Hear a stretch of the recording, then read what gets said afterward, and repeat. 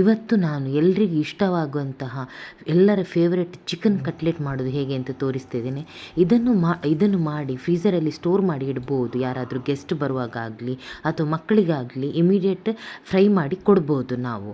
ಇದು ನಾನಿಲ್ಲಿ boneless chicken ತಗೊಂಡು ಅದಕ್ಕೆ ಮ್ಯಾರಿನೇಷನ್ಗೆ ಹಲ್ದಿ, ರೆಡ್ ಚಿಲ್ಲಿ ಪೌಡ್ರ್, ಜೀರಾ ಪೌಡರ್, ಸೋಂಪು ಪೌಡರ್, ಕಸೂರಿ ಮೇಥಿ, ಸಾಲ್ಟ್, ಇಲ್ಲಿ ಜಿಂಜರ್ ಗಾರ್ಲಿಕ್ ಪೇಸ್ಟ್ ನಾನು ಇಲ್ಲಿ ಆ್ಯಡ್ ಮಾಡಲಿಲ್ಲ, ಮುಗ್ದೋಗಿತ್ತು, ಮತ್ತೆ ನಾನು ಆ್ಯಡ್ ಮಾಡ್ತೇನೆ.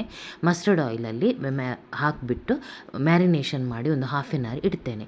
ಮತ್ತು ಪ್ಯಾನಿಗೆ ಎಣ್ಣೆ ಹಾಕಿಬಿಟ್ಟು ನಾನಿಲ್ಲಿ ಇದನ್ನು ತವಾ ಫ್ರೈ ಮಾಡ್ತೇನೆ. ಸ್ವಲ್ಪ ಇದನ್ನು ಚೆನ್ನಾಗಿ ಬೇಯಿಸಬೇಕು. ನಾನಿವಾಗ ಜಿಂಜರ್ ಗಾರ್ಲಿಕ್ ಪೇಸ್ಟ್ ಮಾಡಿಬಿಟ್ಟು ಇಲ್ಲಿ ನಾನು ಆ್ಯಡ್ ಮಾಡ್ತೇನೆ. ಚೆನ್ನಾಗಿ ಅದರ ಜೊತೆ ಇದನ್ನು ಮಿಕ್ಸ್ ಮಾಡಿಬಿಟ್ಟು ಬೇಯಲಿಕ್ಕೆ ಇಡ್ತೇನೆ.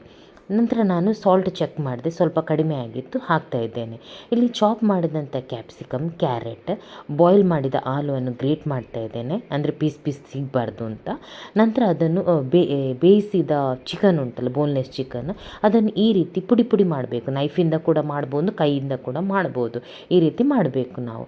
2 ಆನಿಯನ್ ಕಟ್ ಮಾಡಿಬಿಟ್ಟು ನಾನಿಲ್ಲಿ ಎಣ್ಣೆಯಲ್ಲಿ ಸ್ವಲ್ಪ ಬಾಡಿಸ್ತಾ ಇದ್ದೇನೆ.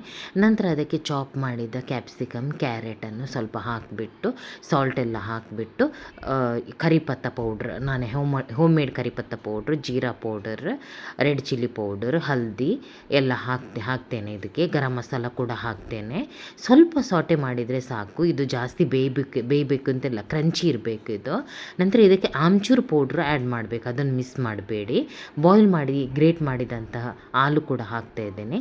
ಇಲ್ಲಿ ಸಾಲ್ಟ್ ಕೂಡ ಹಾಕ್ತೇನೆ. ಸಾಲ್ಟ್ ನಾನು ಎಲ್ಲದಕ್ಕೂ ಸ್ವಲ್ಪ ಅಂತ ಹಾಕಿದ್ದೇನೆ. ನೀವು ಹಾಕುವಾಗ ಒಂದೇ ಸಲ ಹಾಕಬೇಡಿ, ಎಲ್ಲದಕ್ಕೂ ಬೇರೆ ಬೇರೆ ಹಾಕಿ ಬೇಯುವಾಗ ನೋಡಿಕೊಂಡು. ನಂತರ ಇದನ್ನು ಪುಡಿ ಮಾಡಿದಂತಹ ಬೋನ್ಲೆಸ್ ಚಿಕನನ್ನು ಇದಕ್ಕೆ ಆ್ಯಡ್ ಮಾಡ್ತಾ ಇದ್ದೇನೆ.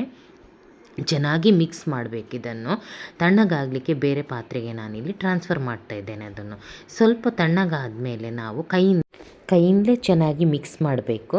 ಆರಿಗನೋ ಪೌಡ್ರ್ ಆ್ಯಡ್ ಮಾಡ್ತಾಯಿದ್ದೇನೆ. ಆರಿಗನೋ ಪೌಡ್ರ್ ಹಾಕಿ ನೀವು ಮಿಸ್ ಮಾಡಬೇಡಿ, ಅದನ್ನು ತುಂಬ ಒಳ್ಳೆ ಅರೋಮಾ ಟೇಸ್ಟ್ ಕೊಡ್ತದೆ ಅದು. ಕೊತ್ತಂಬರಿ ಸೊಪ್ಪು ಹಾಕಿಬಿಟ್ಟು ಕೈಯಿಂದಲೇ ಚೆನ್ನಾಗಿ ಮಿಕ್ಸ್ ಮಾಡಬೇಕು. ಈ ರೀತಿ ಮಿಕ್ಸ್ ಮಾಡಿ ಉಂಡೆ ಮಾಡಿ ಅದನ್ನು ಕಟ್ಲೆಟ್ ಶೇಪ್ ಕೊಡಬೇಕು. ಯಾವ ಶೇಪ್ ಕೂಡ ಆಗುತ್ತೆ. ನಾನಿಲ್ಲಿ 2-3 ಶೇಪ್ ಕೊಡ್ತಾ ಇದ್ದೇನೆ. ಈ ರೀತಿ ಮಾಡಿಬಿಟ್ಟು ನಾವು ಫ್ರಿಜ್ಜಲ್ಲಿ ಇಟ್ಟರೆ ಯಾವಾಗ ಬೇಕೋ ಆವಾಗ ತೆಗೆದುಬಿಟ್ಟು ಒಂದು 5 ನಿಮಿಷ ಹೊರಗಡೆ ಇಟ್ಟು ಮತ್ತೆ ಫ್ರೈ ಮಾಡಿ ಕೊಡ್ಬೋದು. ಗೆಸ್ಟ್ ಬಂದಾಗ ನಮಗೆ ಇಮಿಡಿಯೇಟ್ ಯಾವುದಾದ್ರೂ ಮಾಡಲಿಕ್ಕೆ ಆಗೋದಿಲ್ಲ ಇದ್ದರೆ ಮಾಡಿ ಕೊಡ್ಬೋದು. ಈ ರೀತಿ ಮಕ್ಕಳಿಗೆ ಈವ್ನಿಂಗ್ ಬಂದಾಗ ಅವರಿಗೂ ಮಾಡಿಕೊಡ್ಬೋದು, ಸ್ಕೂಲಿಂದ ಬಂದಾಗ.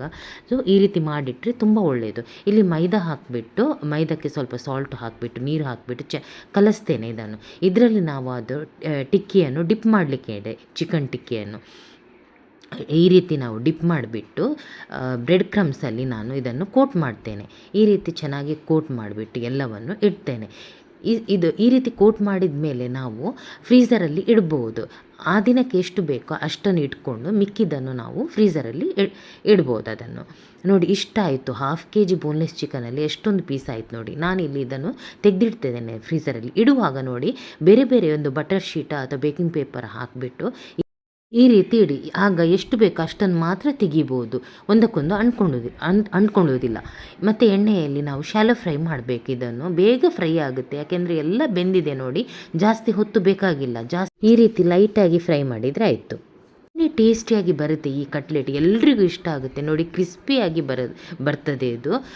ತುಂಬಾ ಈಸಿಯಾಗಿ ನಾವೇ ಮನೆಯಲ್ಲಿ ಟೇಸ್ಟಿಯಾಗಿ ಚಿಕನ್ ಕಟ್ಲೆಟ್ ಮಾಡ್ಬೋದು. ನೀವು ಕೂಡ ಟ್ರೈ ಮಾಡಿ ಫ್ರೆಂಡ್ಸ್, ಹೇಗಾಗಿದೆ ಅಂತ ತಿಳಿಸಿ. ನನ್ನ ರೆಸಿಪಿ ಇಷ್ಟ ಆದರೆ ಪ್ಲೀಸ್ ಲೈಕ್ ಮಾಡಿ, ಶೇರ್ ಮಾಡಿ, ಸಬ್ಸ್ಕ್ರೈಬ್ ಮಾಡಿ. Thank you.